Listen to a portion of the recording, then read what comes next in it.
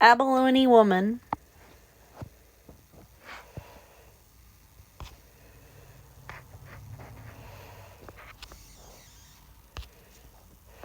Many nights, Little Wolf went to sleep with a heavy heart as she thought about her mother's childhood.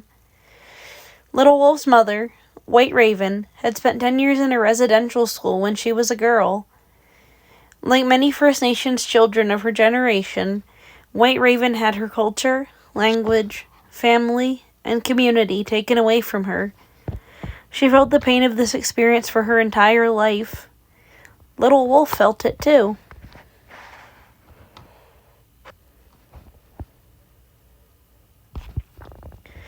Little Wolf couldn't understand how some people could be so mean. From the adults who ran the residential schools to the kids who had teased Little Wolf when she was a girl, some people felt it was their right to be cruel to those who were different.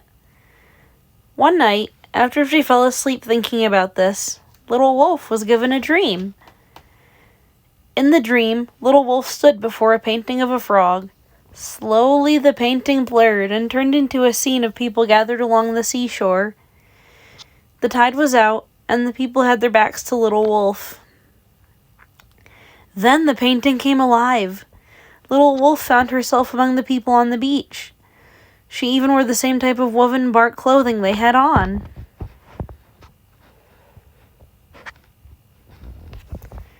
The people had just finished gathering clams for a feast.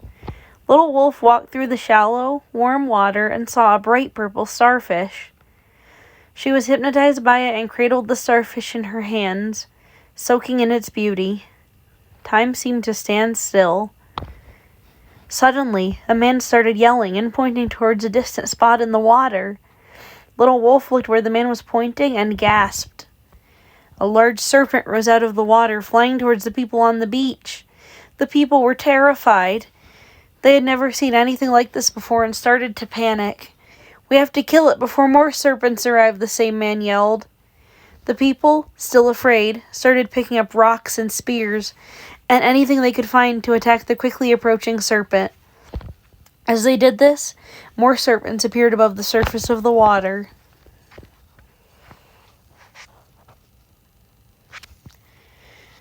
Although she felt uneasy too, Little Wolf did not want to kill the serpents. She couldn't explain why, but she knew she had to stop everyone. "Wait," she yelled. "Don't kill them. If you only look into their eyes, you will see their souls. You will see their beauty, and you will see that there is no reason to be afraid." But the people didn't listen.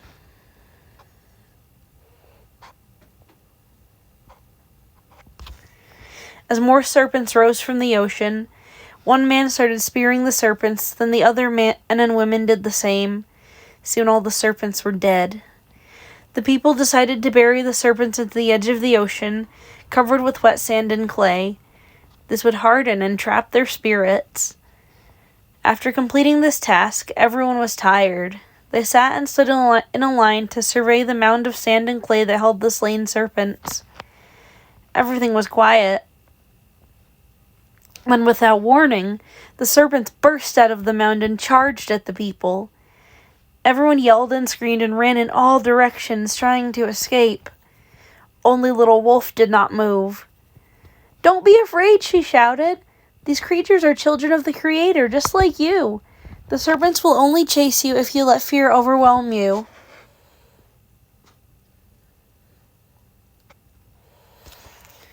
Little Wolf covered her eyes. Without even looking, she knew what was happening. Wherever a serpent had been speared, a rocky, ridge-like scar appeared on the human who had wounded it. As the serpents vanished, the scar stayed behind on the people as reminders of what had happened to them when their fear controlled them. Only Little Wolf was unscarred. Because she had remained calm, she was rewarded. The Creator gave the tips of her long hair a shimmering glow, the same colors as the inside of an abalone shell.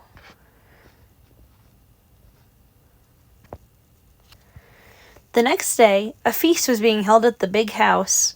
Some visiting members of a faraway community were going to be there. When Little Wolf got to the big house, she found 4 people waiting for her at the door. "Why don't you go inside?" Little Wolf asked. "We're afraid," one of the men admitted. "The visitors look so different from our people." They are strangers. We don't know how to talk to them." "Will you be the one to welcome the visitors?" a woman asked Little Wolf. "You are the only one who is not afraid of the serpents, and your hair reminds everyone to be brave and to see the beauty in all of the Creator's children." Little Wolf was honored to be asked. She agreed to welcome the visitors. They walked arm in arm into the big house, 2 people on both sides of her. Little Wolf was in the middle with her hair aglow.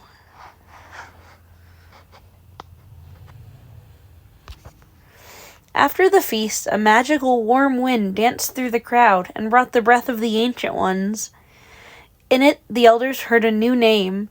They honored Little Wolf's wise and brave heart by renaming her Abalone Woman.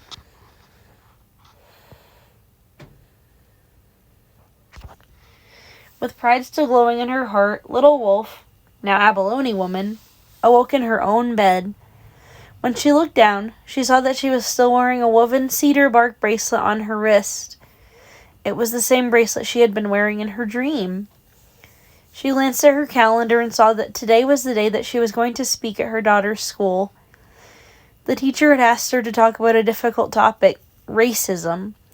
Abalone Woman wasn't nervous at all. She knew exactly what she would talk about. Abalone Woman arrived at her daughter's classroom and told the children about her dream. The dream had taught her that although we are all different, we have so many things in common. We all need food, a safe home, family and friends we love and who love us, exercise, and clean air and water. When all we see are differences, we may be overcome by fear. Our fear may cause us to hurt others, but in doing so, we are also hurting ourselves. When we see the humanity in others, we learn from each other. We enrich each other's lives. The following week, when Abalone Woman returned to the school, each of the children had brought something that represented their culture. One boy who was born in Scotland brought photographs of the small castle he used to live in. One of the girls showed everyone a beautiful jade necklace that her grandmother had sent her from China. Another boy, whose parents were born in Russia, dressed in a traditional Russian folk dancer's outfit and sang an old Russian wedding song. Abalone Woman's daughter brought a huge tray of smoked salmon and crackers for everyone to share, along with an abalone shell and an eagle feather to show her classmates. She taught the other children that when someone is holding an eagle feather and speaking, everyone else must listen.